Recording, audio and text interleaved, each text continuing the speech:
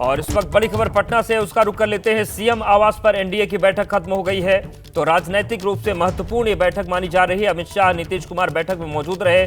केंद्रीय गृह मंत्री अमित शाह पहुंचे हुए हैं। बिहार ललन सिंह और उपेंद्र कुशवाहा भी इसमें शामिल हुए। तो जो काफी देर से ये बैठक एनडीए की चल रही थी, फिलहाल वो खत्म हो गई है। और जिस तरीके से बिहार में चुनाव होने हैं साल के आखिर में, उसको लेकर काफी महत्वपूर्ण ये बैठक मानी जा रही थी। और इन सब के बीच अब जानकारी ये मिल रही है कि जो पटना में बैठक चल रही थी एनडीए की, वो खत्म हो गई है। तो सीएम आवास पर काफी महत्वपूर्ण बैठक थी और देखिए उसकी तस्वीर भी सामने आ गई है। ये तमाम वो बड़े नेता है उस बैठक में मौजूद थे। तो एनडीए का पूरा गठबंधन इस बैठक में मौजूद था और अब ये बैठक खत्म हो गई है। केंद्रीय गृह मंत्री अमित शाह, नीतीश कुमार यहां पर मौजूद थे इस बैठक में। वहीं ललन सिंह और उपेंद्र कुशवाहा भी शामिल हुए।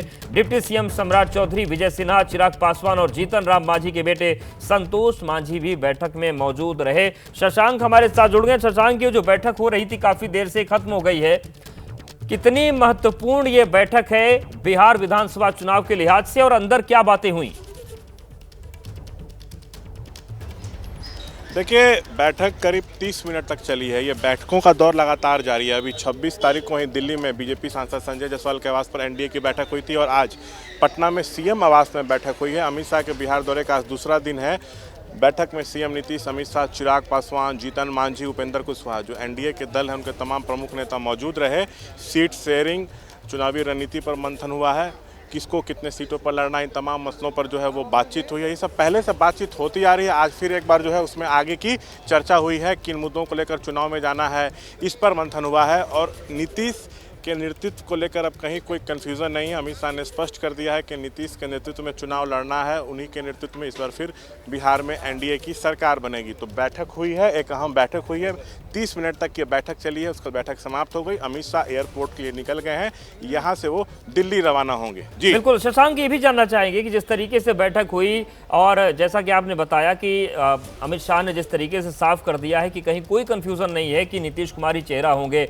बार बार लालू राबड़ी के कार्यकाल का जिक्र हुआ, तो क्या एनडीए की जो लड़ाई है लालू और राबड़ी के शासनकाल और जिसको जंगल राज का नाम दिया जाता है, उसी को लेकर मेन टारगेट रहेगा क्या इस विधानसभा चुनाव में? उसी के दम पर चुनाव लड़ना है?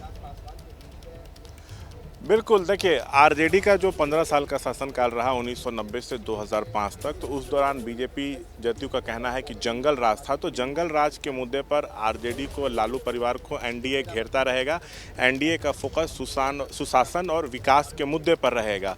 तो इन्हीं मुद्दों पर जो है चुनाव होना है। और एक बात साफ है कि नेताओं कार्यकर्ताओं को सीधा संदेश दिया गया है कि आप लोग गांव-गांव तक जाइए और जो केंद्र और बिहार सरकार की जो उपलब्धियां हैं, इसको जो है आप लोग जनता को बताइए। ये बताइए कि केंद्र सरकार कितना काम कर रही है बिहार के लिए। तो इन तमाम मसलों पर जो है अंदर चर्चा हुई है। खासकर से ये कह दिया गया है कि नेताओं को, कार्यकर्ताओं को, कल की भी बैठक में अमित शाह ने कहा था कि जो उपलब्धियां हैं केंद्र और बिहार की, इसको जरूर जन जन तक पहुँचाइए। बिल्कुल, बहुत शुक्रिया शशांक, नजरें बनाए रखिएगा। तो ये पूरी तस्वीर है और एनडीए की जो बैठक है वो खत्म हो गई। लगभग आधे घंटे तक ये बैठक चली। बिहार विधानसभा चुनाव के लिए बीजेपी के चाणक्य और केंद्रीय गृह मंत्री अमित शाह ने गोपालगंज से चुनावी बिगुल फूंक दिया है। उन्होंने जनसभा की और लालू यादव राबड़ी पर जमकर निशाना साधा और जंगल राज का जिक्र किया, लेकिन एक बार भी तेजस्वी का नाम उन्होंने नहीं लिया। 90 से 2005 तक क्या किया लालू यादव की सरकार ने? हत्या, अपहरण, फिरौती, डकैती और लूटपाट का एक इंडस्ट्री यहां पर चलाया, जिसने बिहार को बर्बाद करने का जातीय नरसंहार चले, सत्ता पोषित भ्रष्टाचार चला और पूरे बिहार में चारा घोटाला कर बिहार को देश और दुनिया में बदनाम करने का काम लालू प्रसाद यादव की सरकार ने। लालू रबड़ी की सरकार को बिहार के इतिहास में हमेशा के लिए जंगल राज के रूप में जाना जाएगा। ये आज पूरा देश और दुनिया जानता है। पूरे बिहार को तबाह कर रखा था और इतने घोटाले किए भाइयों बहनों, इनको लाज भी नहीं, शर्म भी नहीं। अलकतरा घोटाला किया, बाढ़ राहत घोटाला किया, रेलवे होटल घोटाला किया, मिट्टी घोटाला किया, चारवा विद्यालय घोटाला किया और गौ माता का चारा भी ये लालू जी खा गए, लालू जी खा गए। मुझे बता, और नौकरी के बदले जमीन का षड्यंत्र बिहार भूल सकता है क्या?